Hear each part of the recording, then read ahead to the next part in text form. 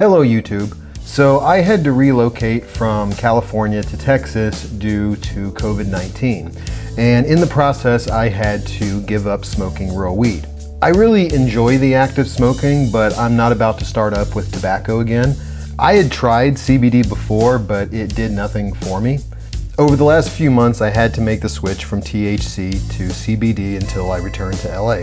I haven't bought weed off somebody in probably 10 years, and I'm not about to start that up again. The last time I did that, I lived in Mount Vernon, Indiana, and the dealers there couldn't even do basic math. They would give you less the more you bought. To explain, when you purchase a dime bag, they would weigh it up at 1.2 grams, but if you were to buy, let's say, $50 worth, they would just weigh it up at 5 and call it a day. And I would try to explain as tenderly as I could, hey, you know, that's actually supposed to weigh up at 6. And they would be like, no, that's $60. And then they'd look at me like I was trying to rob them. No. But I guess their lack of sense is what contributed heavily to them dealing in such a small town anyway. I mean, in a large city, you could maybe get away with it, but if you deal in Mayberry, the cops know exactly what you're doing.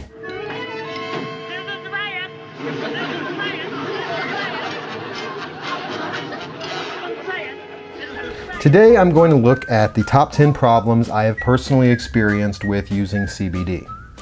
Now, these are my opinions and mine alone. I'm sure there are a lot of CBD users out there who would disagree with me, but we'll get to them.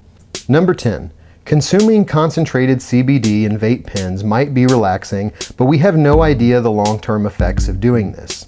Last year, vape pens sent many people to the hospital with breathing problems.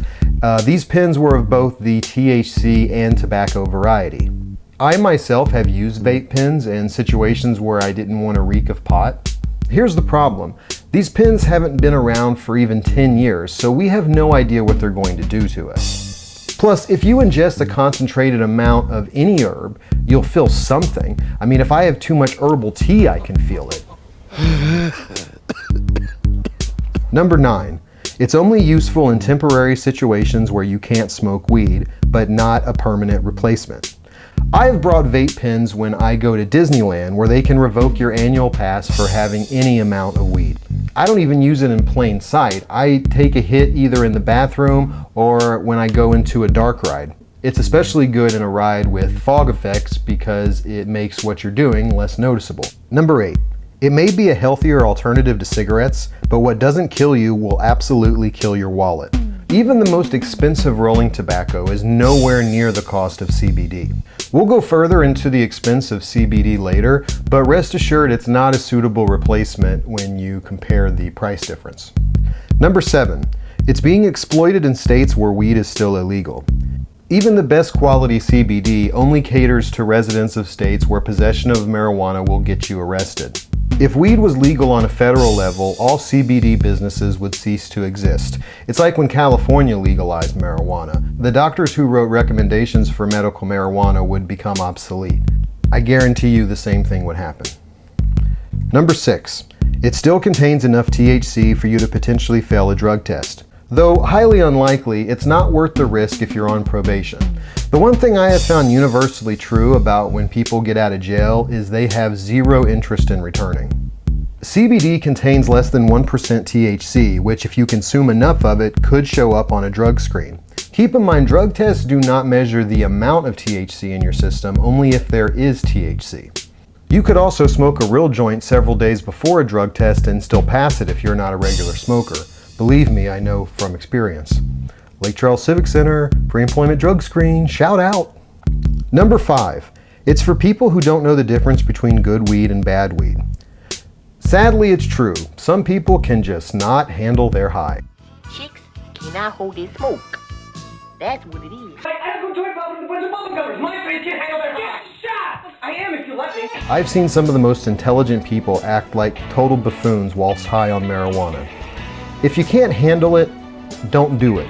No one's forcing you to smoke pot or that you must enjoy it.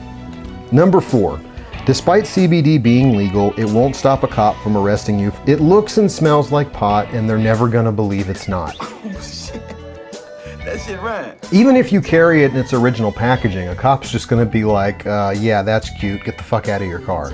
Even if they send it to a lab to get analyzed, you're still gonna have to spend a night or two in jail, and by then you're damaged goods. Shut up, Colonel. Number 3, the stuff they sell in stores is garbage, and the people who sell it know that. When I first moved to Texas, I went to a few stores that sold CBD. Most of what is sold online will look like real weed, smell like real weed, and even make you cough like real weed. What the hell is that? You want some? It's good, bro. But that shit they sell in stores, none of the above. I doubt they even know what it is. Don't buy that crap, it's basically grass clippings. Number 2, it's just as expensive as real weed.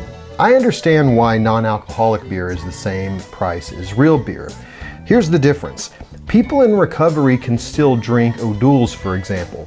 But if you're trying to abstain from marijuana, you absolutely cannot smoke CBD because it still contains some THC. An ounce of CBD can run you anywhere from $50 to $500. That's a lot of money. It's crazy to pay that much for something that leads me to the number 1 problem I have with it. Number 1, it doesn't get you high. How you? I know CBD distributors are very clear about consumers knowing this, but that's just so they can put any shit in a bag that they want. But be advised, it may make you cough and feel lightheaded, but if you smoke anything, it's gonna do that.